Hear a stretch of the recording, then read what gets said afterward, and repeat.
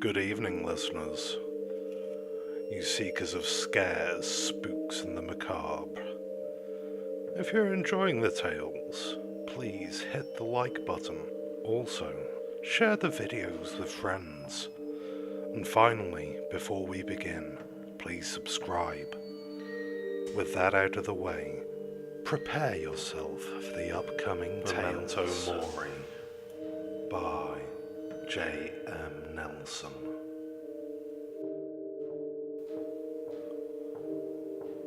My profession is not one that I would have thought to lead me into trouble. I, an honest photographer of the dead, make what few cents I can a week, and always lived an honest life. Living in a small town near the outskirts of the dark American wilderness, I never thought much of myself. In my trade I would always have customers, but as the turn of the new century closed in, I found that most did not like their dead relatives' photos taken, which, for me, meant that even though a large amount of dead and dying plagued the town of Durham, I often found myself struggling to get by. That is, until I received word from Mary Masters. Mary Masters, once known as Mary Ludendorff, became the mother of the most richest house in all of Durham at the age of 13. She married Thomas Masters, a man in his early 20s, when I was just a small boy trying to get her attention. The two were always the talk of the town. Mary and I had once been great friends, but with time, that sort of dwindled away into obscurity. While I still loved Mary deeply, I often figured she forgot that I existed. Well, that is until I received word that her daughter, Cynthia Masters, passed the night before, and they were in need of a memento mori. I quickly packed my large camera, cramming the wooden tripod into the back of my carriage, and rode to the far end of town, the rich side of town. Cynthia died of some disease the night before. I felt sorry for the small girl. She couldn't be past the age of 8. I never spoke to her while she lived. I'd seen her a few times, and I became jealous as her image filled my eyes. She looked like Mary, which I loved. Yet her nose and eyes were that of her father, the man who took Mary away from me. It was in the past, though, and I chose to move on to become a 20-something-year-old bachelor, which I would undoubtedly stay in until my death. I didn't hate Thomas, I just envied him. He had the perfect family, one that I always wanted. I, however, lived a life of solitude, with only the dead to keep me company. The Master's mansion sat atop a large hill on the north end of town. The trees were still bare from the past fall, and the brisk air of the coming winter chilled me to the bone as I approached the home. I was greeted by one of their servants who led me up the stairs, into one of the back rooms of the home. I asked repeatedly where the parents of the young girl were, but the foreign servant could not give me a straight answer. For a moment I had my hopes up that Mary wanted to see me, as well as pay for my photos. I guess not. Still, I would do my job, because women always love a man who can complete their work and do it efficiently, even if that work was a bit morbid. When we came to the room of the deceased, the servant led me in and watched as I set up my rather large equipment. The room was completely empty, minus the tall ornate chair in the center of the room. On it hung a very dark shroud that covered the entirety of the chair. I looked to the servant, wondering what it was. "Is Cynthia Masters under there?" The servant nodded to me. "Please remove the veil. I cannot photograph what I cannot see." The servant moved from the doorway as I took my position under my own shroud, to take a look through the lens of my camera. I watched as the shroud was pulled away from the chair, revealing the corpse of Cynthia. The girl looked as if she were some stiff doll. She sat with her hands in her lap, and her legs were crossed. Atop her head sat a fairly wide-brimmed hat that was as white as the faded dress she wore. Her hands were covered with velvet gloves. Her face, though. Her face stared into the lens of my camera, emotionless. It was the palest, whitest thing about her. I couldn't look. As I stared into her father's eyes but saw Mary's face, I just couldn't bear it. I felt sorry for them, I did. As much as I envied Thomas's life, I could never wish such an awful thing on them. I never liked to see the loss of a child, even if it meant that I was paid a little extra. I stepped out from underneath my shroud, pacing around my camera like some sort of strange madman. The servant looked to me. "Is everything all right?" Fine, I said, chewing away at my nails. "She just looks like her parents is all." "The masters are very upset," the servant told me. I nodded. "I can sympathize." "Mrs. Masters asked for you specifically," the servant told me.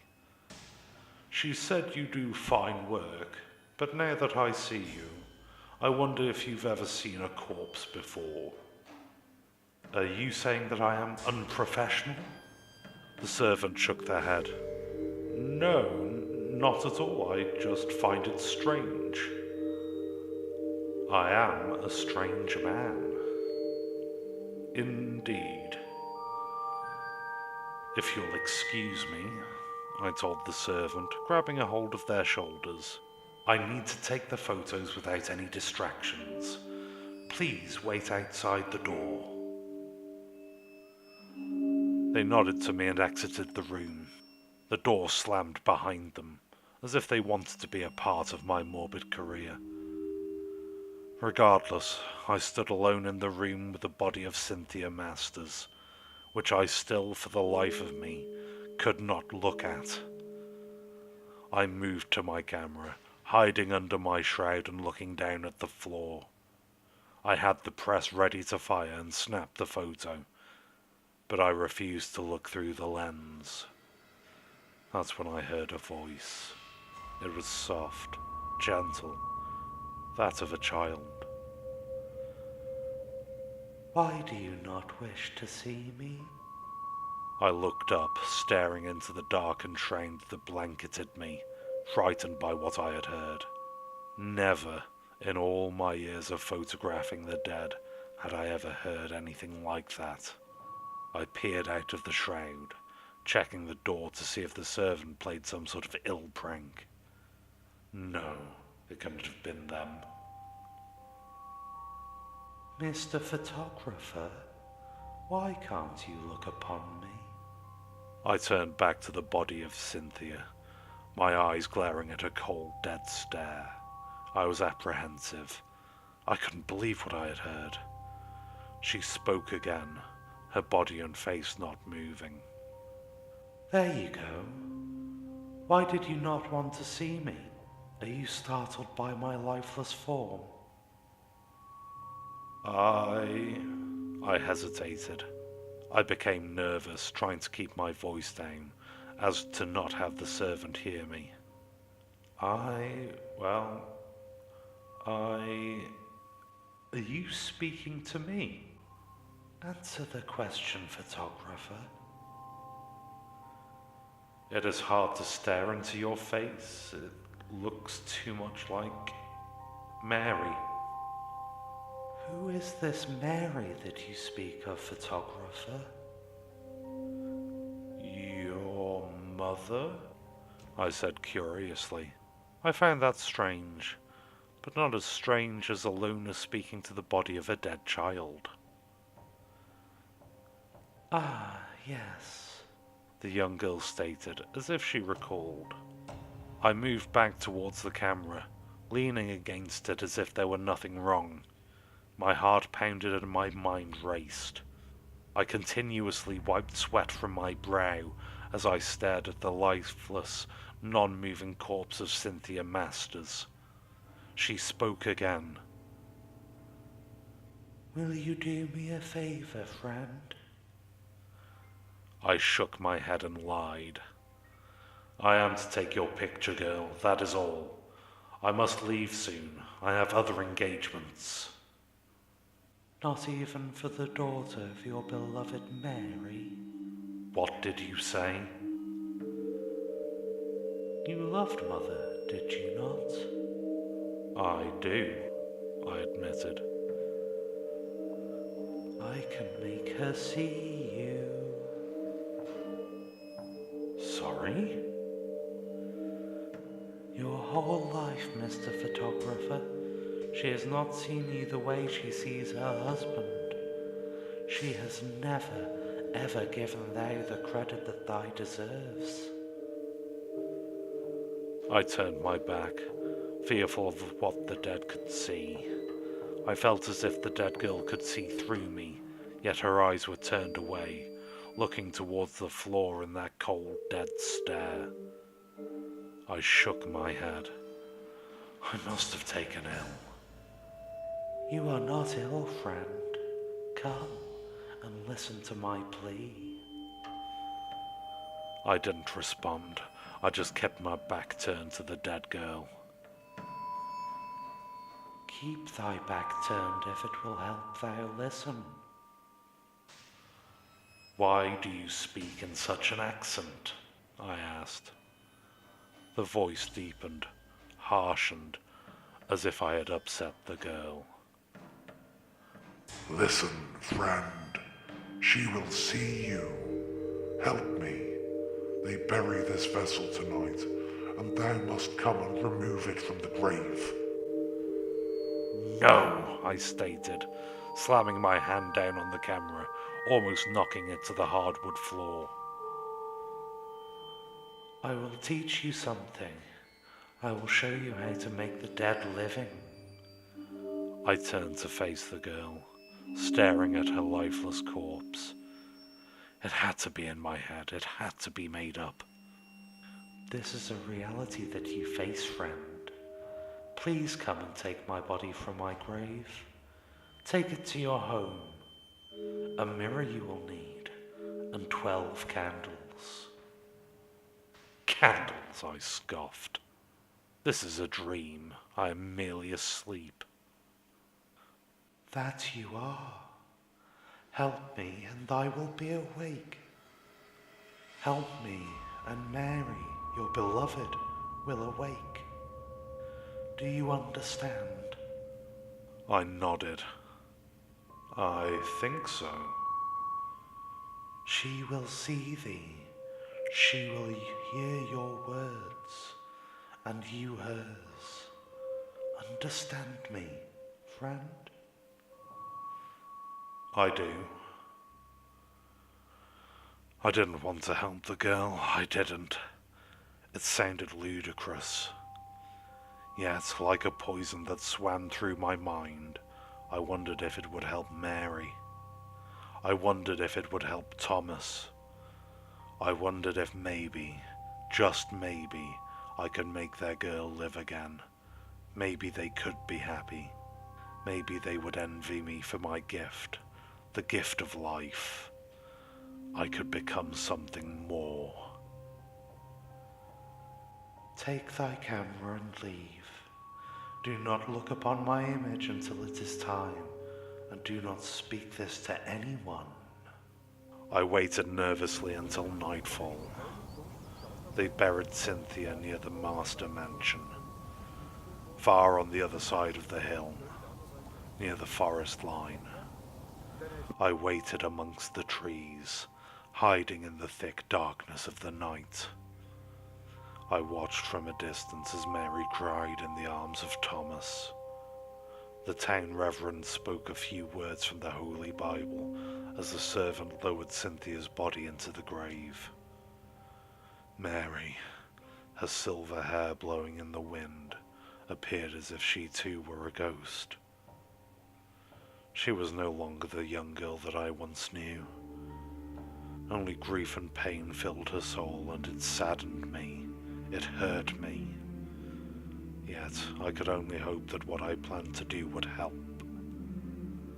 To have her child back would restore her, even if it meant that she would not speak to me again, as if I was some necromancer. I could see her happy. Yet the child told me that she would. Not only that, she would see me again. That was an offer I could not refuse. I waited for the family to leave. The local gravedigger returned not long after, but by the time he did, the girl's body did not sit in its coffin. Yet he did not know any better and buried it anyway. I did not stay to watch, for a light rain began to fall. I could feel the harsh storm creeping ever closer. I carried the girl all the way back to my apartment. I wrapped her in a shroud to make it seem as if I carried a small child through the storm that began to fall down onto us. Nobody noticed me, which was a blessing and a curse that I often lived with. I feared, though, that they would hear the girl whispering instructions to me as we passed. She spoke continuously, telling me what I needed to do once I returned home. When I entered into my small apartment, I sat the girl down in a chair she instructed. It was not nearly as lavish as the one she was used to in life, but it was enough to fill what she required. I grabbed the candles, all 12 of them. I only had one left to light my candlestick as I moved about the apartment, in a rash craze to fill the dead child's needs. I lined all of the candles in a diagonal direction from each leg of the chair, 3 in a row, which formed an X-shaped pattern in the center of my living room. I, as instructed, did not light them. From there, I set up my camera directly in front of the child. The mirror. I startled myself. I almost forgot the mirror. I moved into my bedroom, removing the only mirror that I possessed. It was tall and meant for one to see themselves dressed. I never owned anything that made me feel like a proper gentleman, except for that mirror. I loved it. I set it behind the girl, making sure to not have it rest against the chair. I moved towards the camera, leaning against it and staring at the dead girl. "Is that it? Is this correct?" I asked. The darkness of the night filled the home, and with only one candle lighting my small apartment, it was rather difficult to see the child. I watched as the shadows danced around the room, pushed by the light of the flame. I heard her speak softly, and almost a whisper.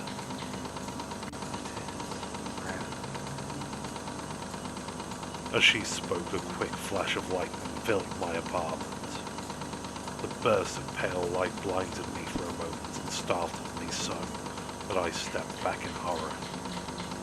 As the thunder rolled in behind the spark, the candles around the chair became lit.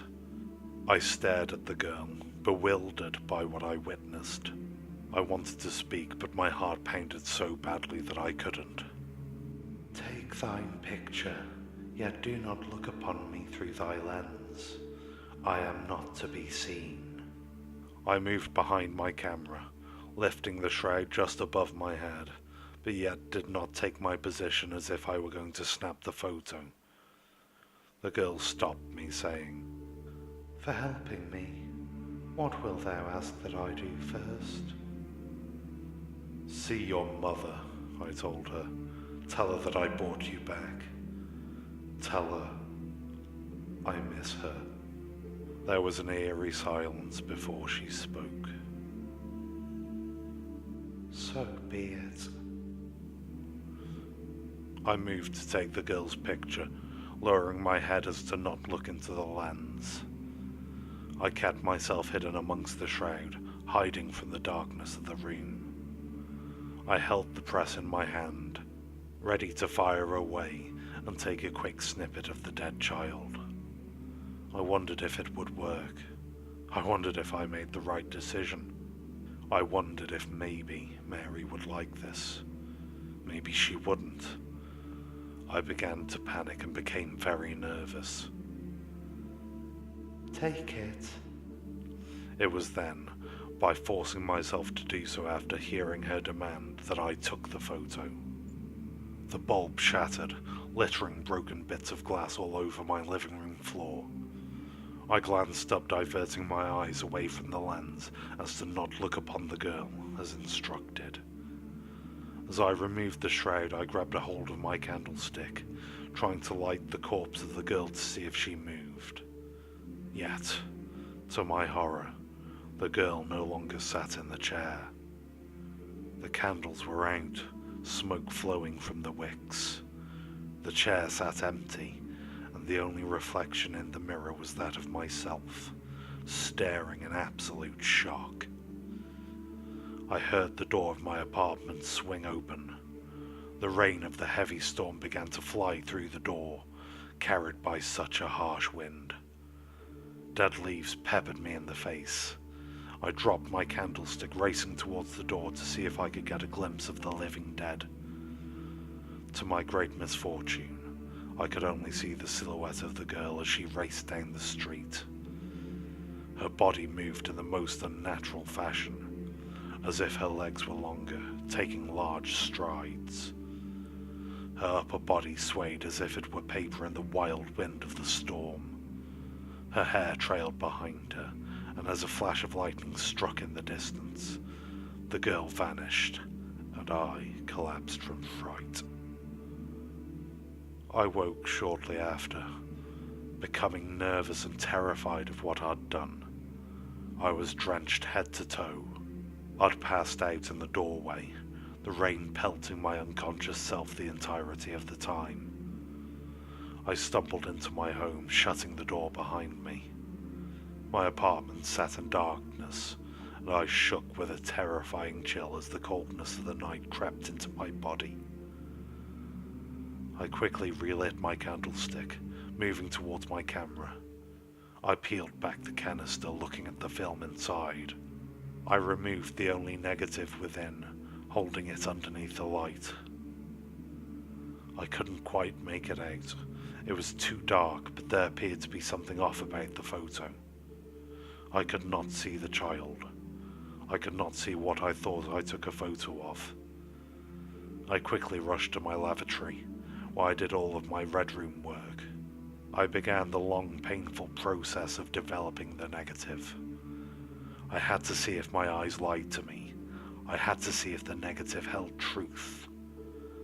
I don't know how long I worked, but I remember staring into that photo for the first time. My heart stopped as my eyes rested upon the image. The girl sat in the chair. The flash of my camera's light was almost blinding in the mirror. It appeared as if it gave her a glowing crown. Yet, behind the image of the dead child, something stirred. Its hand, long and unnatural, rested on her shoulder.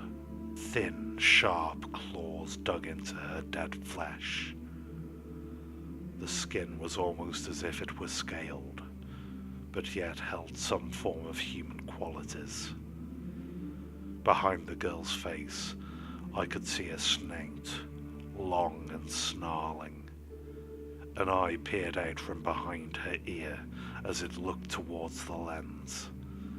It was as if I snapped the photo right as the beast spoke. I shuddered in fear.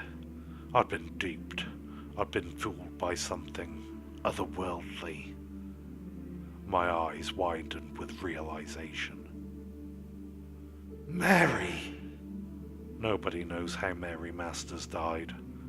Nobody but me, at least. They say that she died from grief. That wasn't true.